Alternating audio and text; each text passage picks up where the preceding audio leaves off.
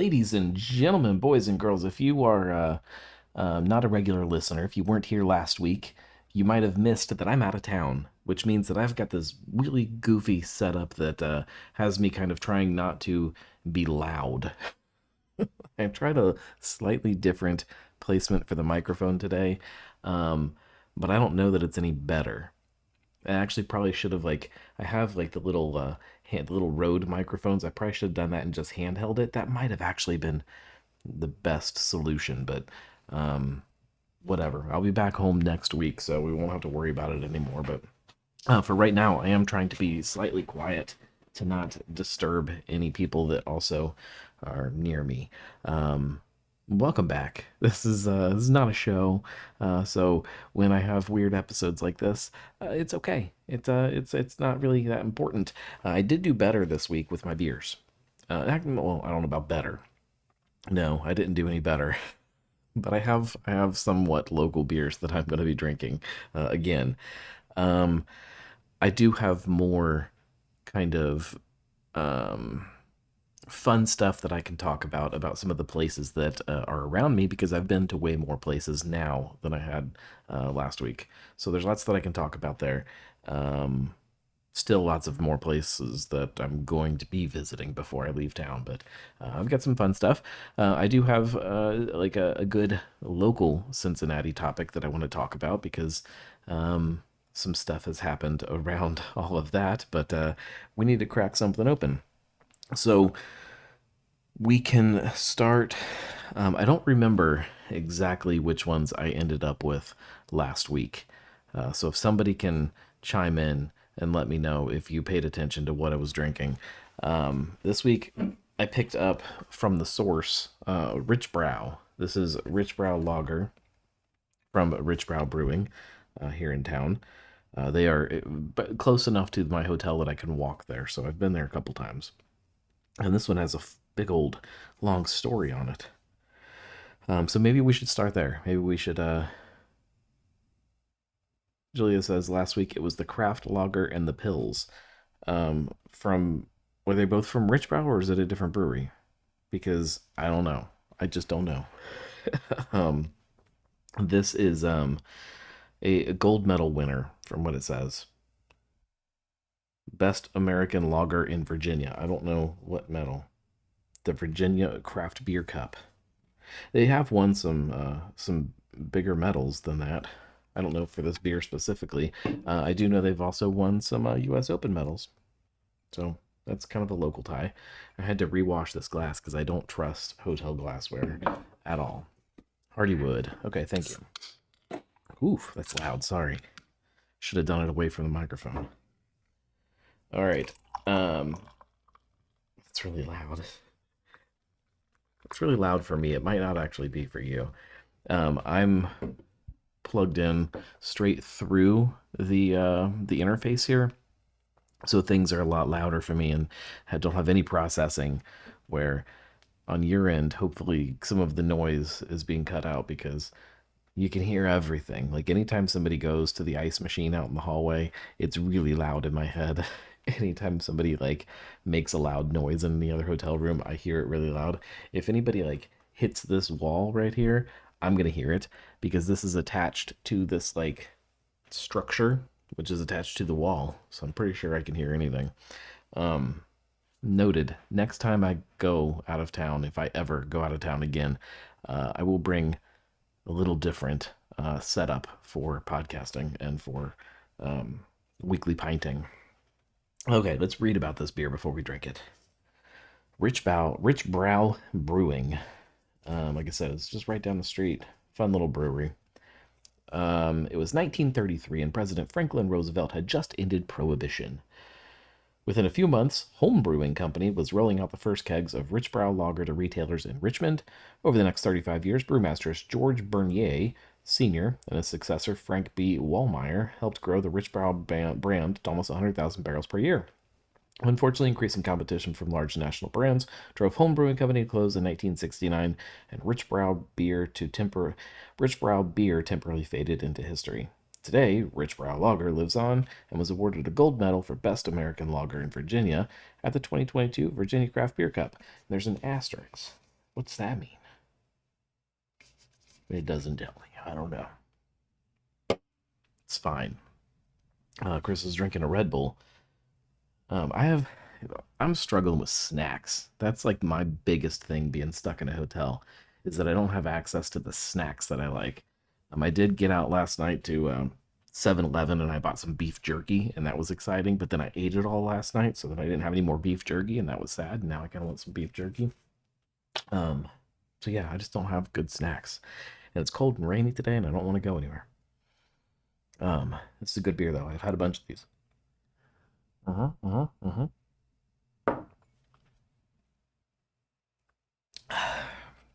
It's malty. Um,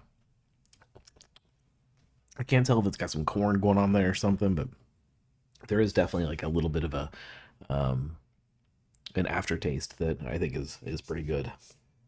And it really doesn't tell me anything. It tells me it was packaged on January 8th. Um, and that's really like it. It's 5% ABV. Oof, sorry. That's really loud. Um, I when I was in their tap room, they I guess did some kind of big, I don't know, event release. And not only did they release a bunch of big like imperial stouts, like barrel aged kind of things, they had this they have a uh I guess it's a goza, maybe some kind of sour ale in their tap room, normally called carousel, and they released a variant of that that was like cherry pie carousel, which was really really good. I enjoyed it a lot. I do have another beer that if I get bored, we can go to. This was the beer I wanted to drink on tonight's show. This was the beer that I was afraid I was going to have to drink on tonight's show, which I'll go ahead and tell you what it is, just in case I don't get to it. This was when I made my 7-Eleven stop. Um, I figured that worst case scenario, I could try to find something at 7-Eleven that would work on the show. And they had things that would probably be way more entertaining. But I didn't really want to go that direction. They had lots of beatbox and things like that that were um, probably very weekly pint ish. But this is from Devil's Backbone, Big 192, which is very convenience store. Um, this is a hoppy, juicy, and tropical IPA from Devil's Backbone, which, if you don't know, is a Virginia brewery that is now owned by Anheuser-Busch. So um, I assume they're still owned by Anheuser-Busch. I don't actually know that. Um, Devil's Backbone Brewing Company from Lexington, Virginia, and Patchogue, New York. I can hear all kinds of noise. I don't know if you guys can hear that. There's lots of people yelling. It's been the hotel has been fairly calm, but then this weekend somebody must have moved in upstairs because I've heard way more noise upstairs in the last like um 2 days than I've heard the previous week that I've been here. So that's fun. Oh. So do you want to? Should we start with some of the beer that I've been finding here in Virginia, or should we start with my local Cincinnati hot takes? I'll let you guys choose. Also, if you can hear the air conditioner, I'm sorry, but I'm not turning it off. It's it gets way too uncomfortable if that is off. Um, Chris is now grabbing a Ghost Haze. Oh, strike that out. Ghost Haze out of Ghost Haze, so going opposite direction with the saber-tooth tiger. That is a opposite direction. Um, Northeast Ohio Craft Beverage News says, I thought AB sold off most of their craft portfolio. Could be wrong on that. I do think they still own Wicked Weed and Elysian and some others. They do, and I'm pretty sure. Um, I don't know. Let's ask Siri. She would know. Does Anheuser-Busch still own Devil's Backbone? Let's see. Also, I need to plug my phone in. This whole like hotel Wi-Fi situation is miserable. I'm having trouble with my connection. I know you are, which is why I'm impressed that this is still holding out here. If it looks or sounds bad, blame the internet. Does AB still own Devil's Backbone? I'm pretty sure they still do. It's gonna take so long. I hate this. I hate it. I hate it so much. Can somebody Google that for me? I'm sorry. My internet is not happy. That's one of my biggest struggles here, is that like anytime I want to do something as far as like um working on the website or making something, I get bogged down by this crappy internet here.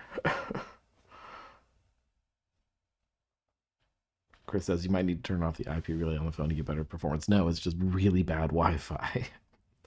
Julia says Google says yes. AB does still own Devil's Backbone, which is interesting to me. The fact that they sold off so many of those other brands and Tilray picked them up, and yet this is one that they hung on to.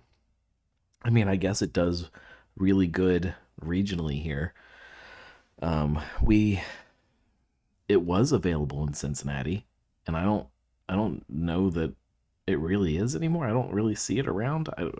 Maybe it's there and I'm just not paying attention. I don't know. Let's start with Cincinnati hot takes. So last week, and I'm gonna be a little bit candid about this, a little brutally honest. So a while back, I saw a label approval come through the TTB that was for Ballpark beer. You guys are probably familiar with it by now. I've seen a lot of people write about it. I wrote about it. It's a collaboration beer between Braxton and the Cincinnati Reds. Um, I was asked not to write about this beer because it was a very big kind of news story, and they wanted to release it the right way. So I didn't. I didn't write about the beer until, of course, I get out of town on bad internet, and then the news story just kind of dropped very quickly. And I haven't been able to properly write about it. I did get something up at least, but not the way I wanted to. Um, here's Look, I think on one hand this is great. Ballpark beer is going to be cool. It's a great deal for Braxton. It's going to be a whole lineup of different beers that we're going to see throughout the season that are all baseball branded beers, and that's cool. Here's where I've got an issue, and I've been getting some uh, messages from some other people that might have an issue with this too. The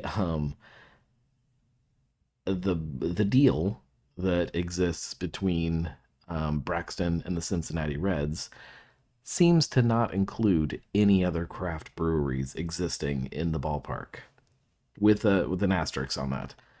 I think we will still see. I don't think we will still see Sinbev beer, so Moreline, and I'm assuming Taft's and some of those brands will be around because there is a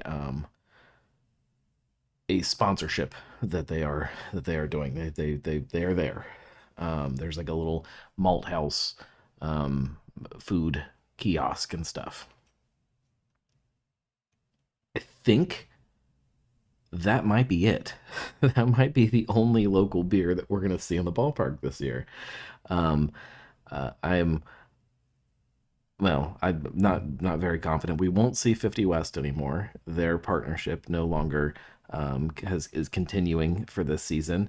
Um, I think I can say that according to them, the metrics just didn't make sense for the brewery. If I'm overstepping my bounds by saying that, I apologize in advance. But um, as far as I can tell right now, and I don't have confirmation from um, the insiders that I have at some other breweries. I have reached out to some people on and off the record, trying to make sure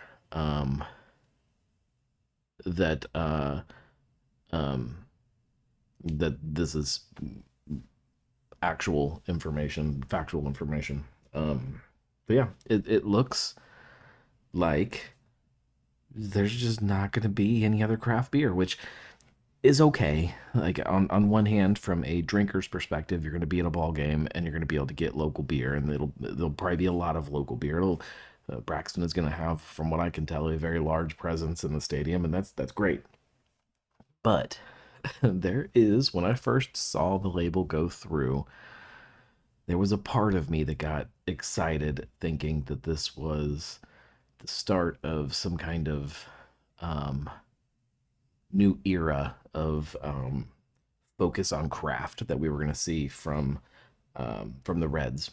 And there was at one time a that whole bar along, what is that, third baseline there. That was amazing when it opened. It was just loaded up with local beers. It was great. And then that went away, and it just got replaced by stuff like this, fake craft beer. And I don't want that. I don't think any of us want that. If that's all we can get, we'll take it, but that's not what we want to be drinking. And so I was hoping that we were going to start to see a shift back to, um, I don't know, this focus on what I know is a big part of Cincinnati's culture. And if you are trying to create an entertainment venue that speaks to Cincinnati, especially one that is the Reds, who have such a big tie to beer. I just wish there was a different way that this could have been done. And again, that's not to take anything away from Braxton. I think that this is a great partnership, um, and I understand negotiations are what they are, and I get it. Like I get at the end of the day, it's business, but I don't know. I wish there was a different way that this could happen. So I've been kind of, I don't know, trying to understand this news and how to tell the story the right way. And maybe it's good that I am not able to kind of put the time and the effort into it this week or last week that I want to. Maybe it'll give me time to do it the justice that it it deserves. But I don't know. It just feels very strange for me to be, I guess, outside of the normalcy of my bubble of, I'm at home and I can, after the kids go to bed or before the kids wake up in the morning, I can go downstairs and I can, sit down there and I can put together a well thought out article. And between like really bad internet and just the chaos of the stuff that I'm doing down here, I'm down here for work. So I don't know if I mentioned that last week. I've started a new job because I need a steady paycheck, and uh, it's definitely been a schedule change for me. I'm working 9 to 5, and then having to figure out um, what I'm going to eat for dinner because, as you can see, my dwelling is very limited. Um, the schedule is just a little weird, and it doesn't leave me a lot of time to sit down and write. I did get a little bit of time this weekend to do some work stuff that I needed to do, um, but even that, not nearly what I needed to. Like I'm feeling very out of sorts, I guess. But whatever, whatever. I did get time to go to some breweries. Ryan says, I wonder how typical that type of arrangement is with other MLB teams. I don't think it's crazy. And we've definitely seen it a lot of times with bigger breweries. Um, but um, Chris says, I'm looking, there's a beer map there that's listing Rheingeist, Moorline, Taft's, and Hudipole. So, yes, Moorline, Taft's, and Hudipole are all the same brewery. They are definitely going to be there. Rheingeist, I don't have any for sure news if Rheingeist is going to be there or not going to be there. Um, I mean, if if anybody's going to be able to spend the money, it would be them. But I don't know. I I don't know. Unless no, I don't know. I can't confirm or deny anything. It would be crazy to me that you wouldn't be able to go to the ballpark and get a truth. That seems nuts. Um, I do know that there are, um, and I, I'm trying to figure out what I can say and what I can't say. I do know there are breweries that were counting on being there that were caught a little off guard by the fact that they are not going to be there. Um, the news was kind of, um,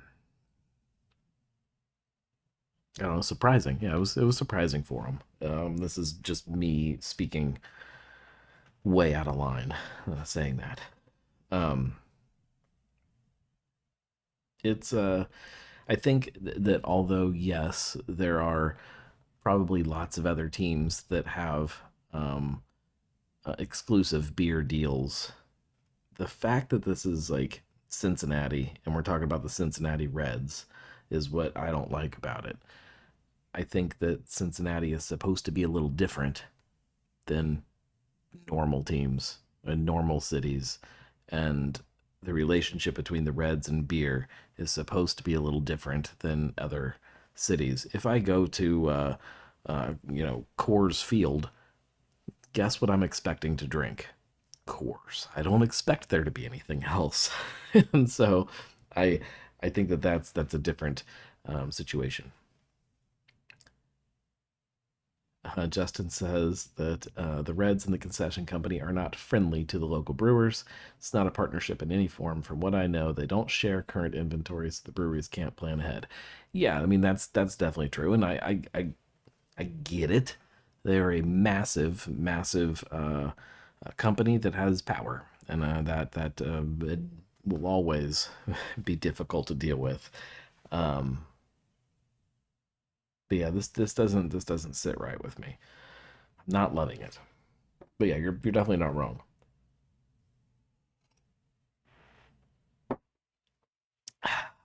Marco says the airport is in Kentucky. Why not the Reds beer? Yeah, I did finally.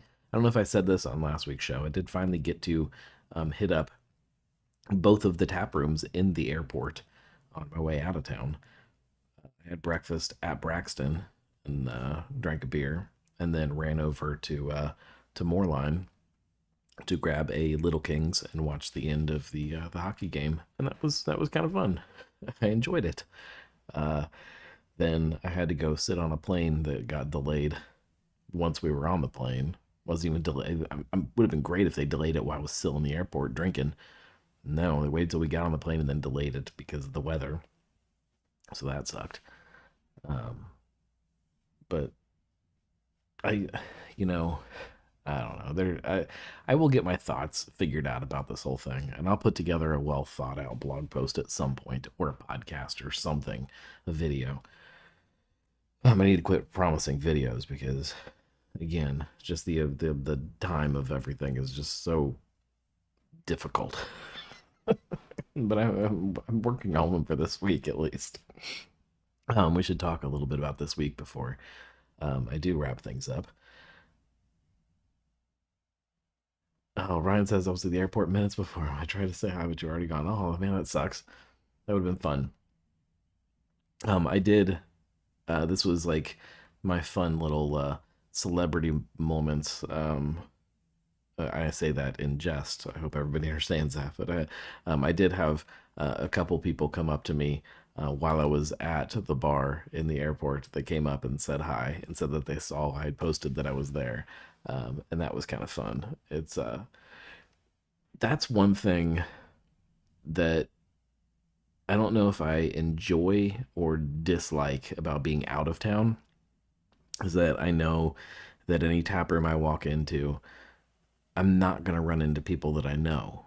Like I think I kind of, not that I want to like always sit and talk to people, and there is something kind of I'm believe it or not, I'm kind of an introvert by nature, but I do kind of like talking to people in tap rooms, and I like not always knowing who you're going to run into, and that any given night when you go to a craft brewery, you might find somebody that you know and somebody that you're friends with and you haven't seen for a while. Like I really, really like that, and that's been a little strange this week. Of just like every place you go, you're just kind of alone. It's kind of nice, but kind of also not. It's been an adjustment. Um, we should talk about places that I've been, but we should open our other beer. Mm. I'm gonna open this one over here off microphone so that it's not too loud. It's still loud. Yeah, I'll fix the microphone situation next time. Clearly, I've never had this beer. Let's see if Budweiser can make a good IPA. It's called Heavenly Trip. It's got some dancing bears on it. These cute little guys here. No, it smells good. And it says nothing about the beer. Man, why doesn't anybody ever tell me about the beer? All right, it is clear. Okay, it's juicy IPA, not hazy, so that's okay. Oh, it's acceptable. Okay, it's got some kind of danky hop notes going on. It smells fine. Oh, you know what? That's not a bad beer. It's not a great beer. Um, but it's not a bad beer. I This was one of those breweries that um I've never been here, but when we were driving, we were headed. Where were we going? We must have been going up to New Jersey a couple years ago, and we stopped. Yeah, we might have.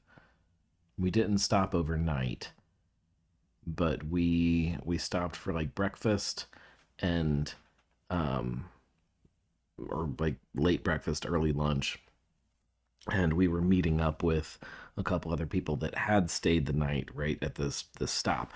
And when I was looking, as everybody does that is a craft beer drinker, when you're driving anywhere, you look and see what breweries are around you.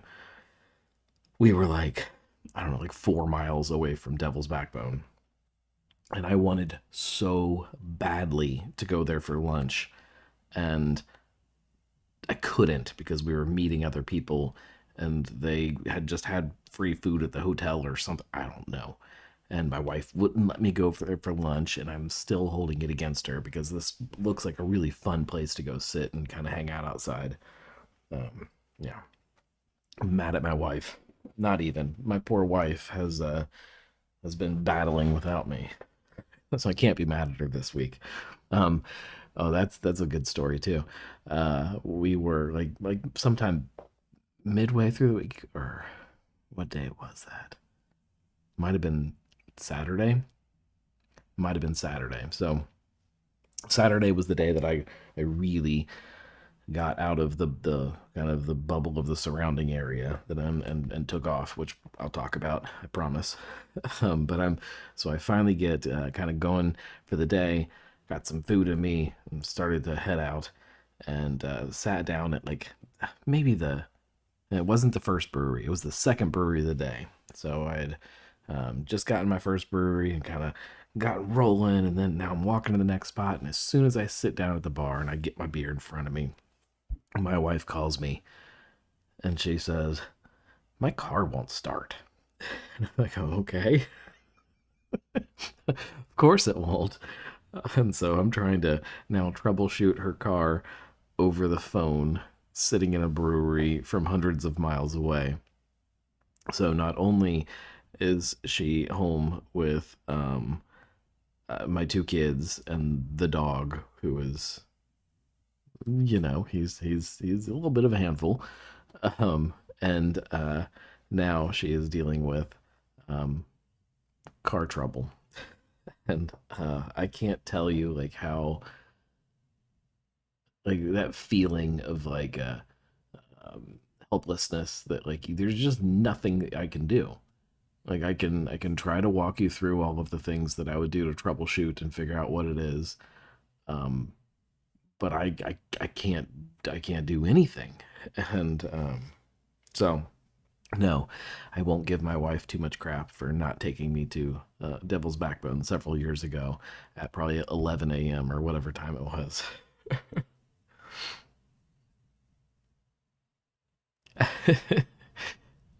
As the dog expressed displeasure, our youngest managed to destroy several shoes and bring frozen poop in from outside. No, he's just a lot of work.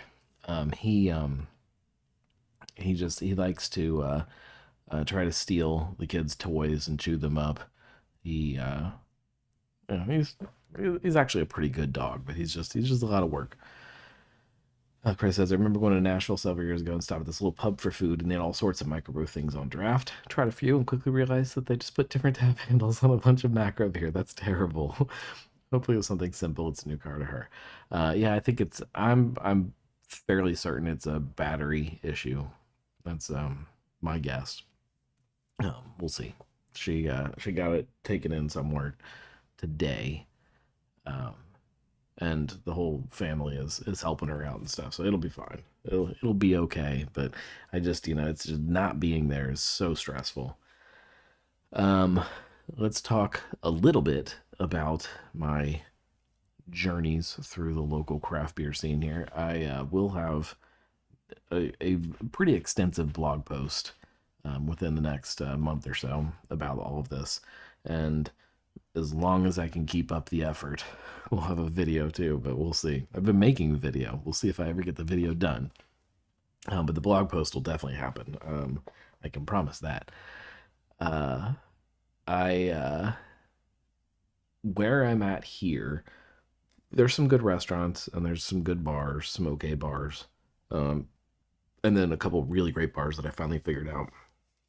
So the first couple nights was cold and rainy, which it is today too, but whatever. The closest bars right here to the hotel are not great, with a couple exceptions. But so the first couple nights, I just kept hitting these bars that were just okay, and it's a little depressing when you finally get out of town and you just can't find a good bar. But about day three or so, um, I was really digging in my notes and trying to figure out where I am and where everything else is and what the neighborhood actually looks like. So the day that the day before I got here, there was a shooting, like I don't know, not even a half a mile from, probably half a mile from here, which I don't.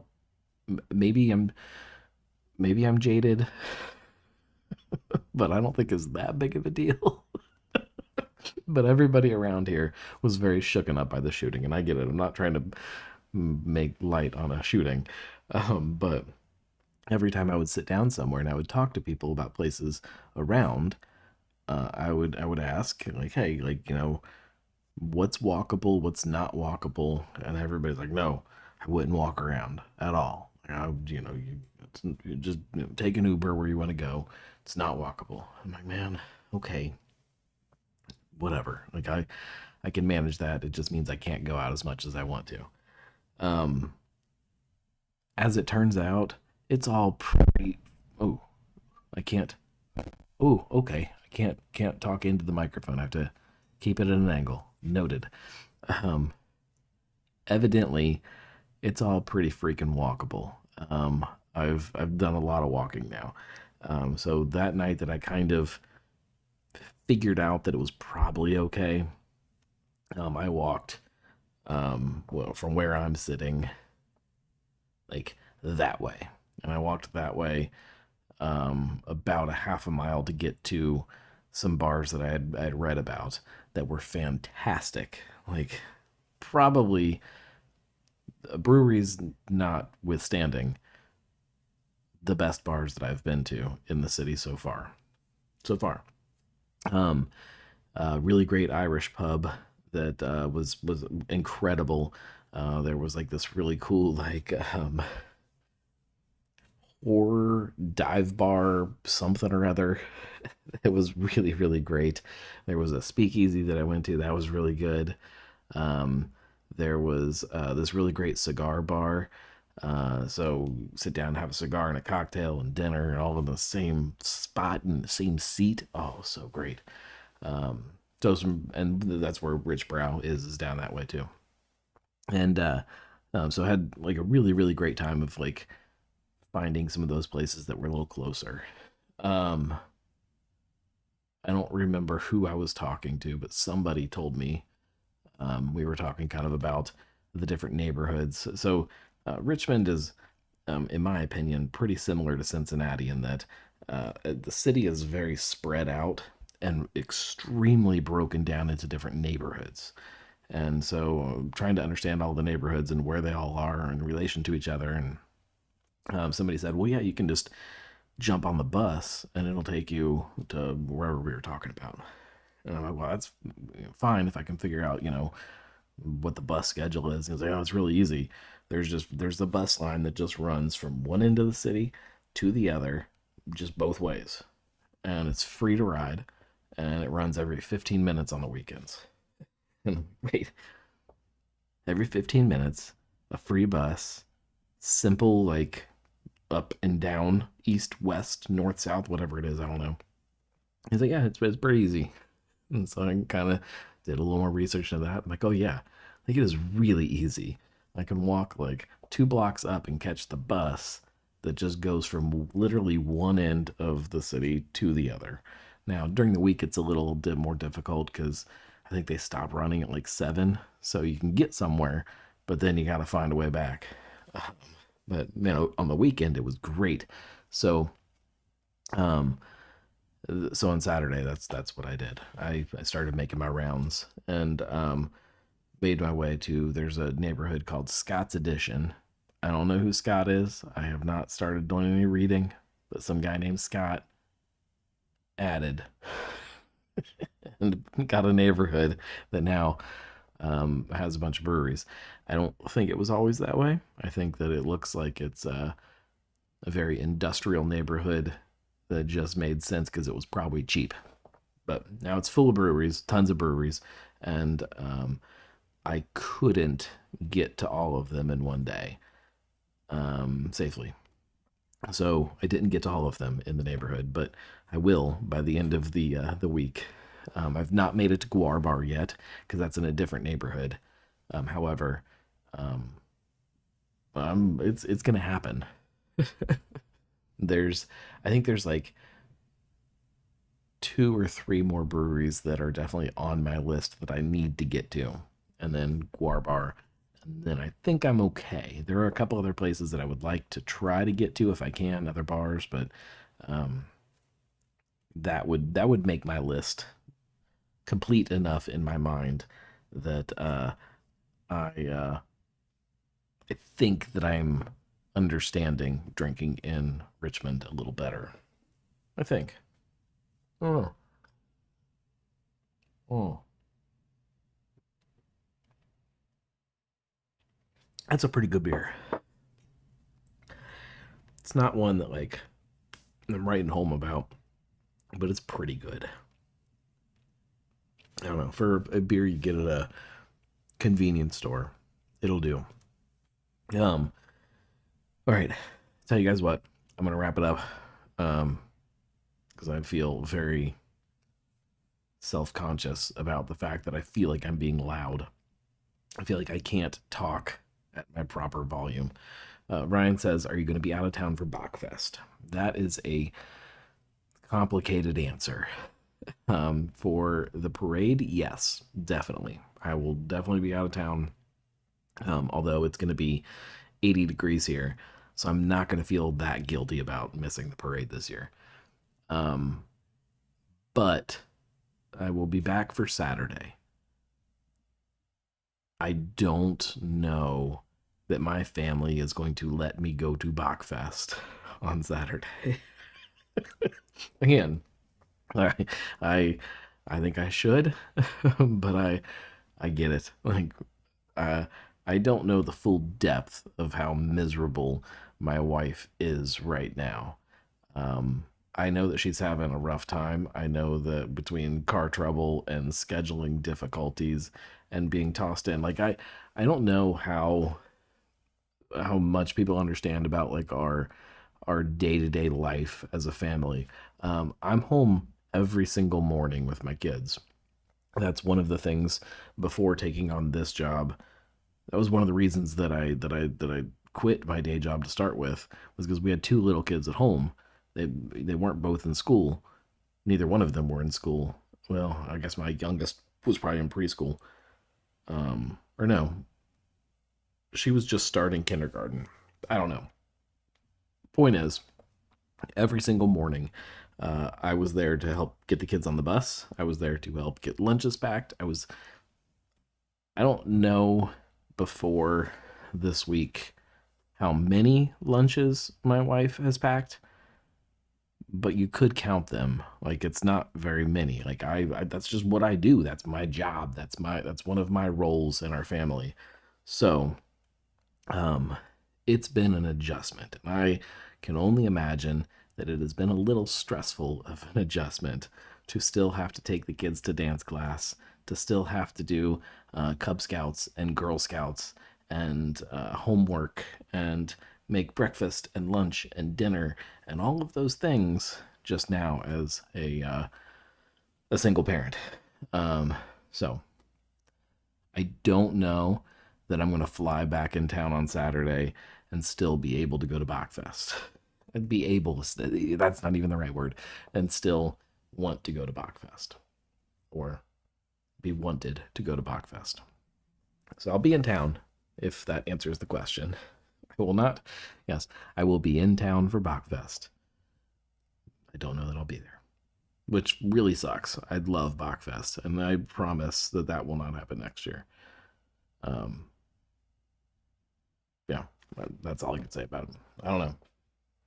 Thank you guys for hanging out. I do appreciate getting a chance to hang out with everybody. I apologize for the poor quality of the show the last 2 weeks. I've got some constraints that I'm working under. I feel like within those constraints, we've done okay. For as crappy and as horrible as this hotel Wi Fi is, somehow it's hanging on through a live stream. I haven't had any issues on this one that I can tell. And last week it didn't really have any issues until the very end. So, hey, look, I'm going to call that a win. Um, Thank you guys for hanging out. I appreciate all of you. If you like this show normally, or if you like it this way too, either way, you can always go to thegnarlygnome.com/support and support it that way. I just saw the battery is dying here, so it's good timing to cut out. You can always support that way. Appreciate you. We will be back next week, and we'll do this again. Stay tuned. Lots of fun content coming. Everybody, get out there and drink something local. No matter where you are, just drink local. That's the way we do it. We'll see you guys next week. Thank you, everybody. We will see you later. I don't have the same buttons I normally have. This is very complicated. No